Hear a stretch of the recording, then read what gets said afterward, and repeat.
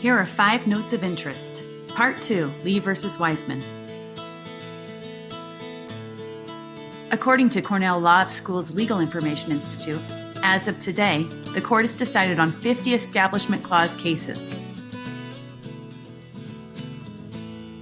The Establishment Clause doesn't begin until 1947 in Everson versus Board of Education, where in a 5-4 vote, the Supreme Court decided that the New Jersey law reimbursing parents for transportation costs to parochial schools did not violate the Establishment Clause.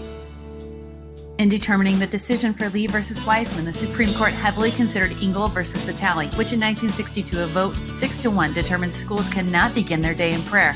From this, the Supreme Court determined that the state cannot hold prayers in public school, even if participation is not required and prayer is not tied to a particular religion.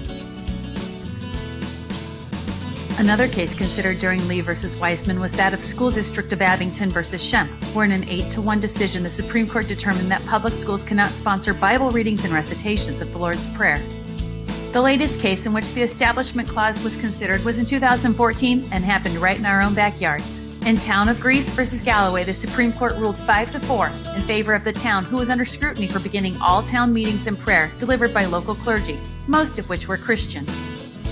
The court held that jurisprudence surrounding the Establishment Clause was never meant to prohibit legislative prayer. For the courts to make such a decision to arbitrate religious speech would be their own violation of the Establishment Clause. The difference here is that such prayer doesn't have the same effect of coercion on adults as it does children. This concludes the 2-part animation on Lee versus Weisman. I hope you enjoyed.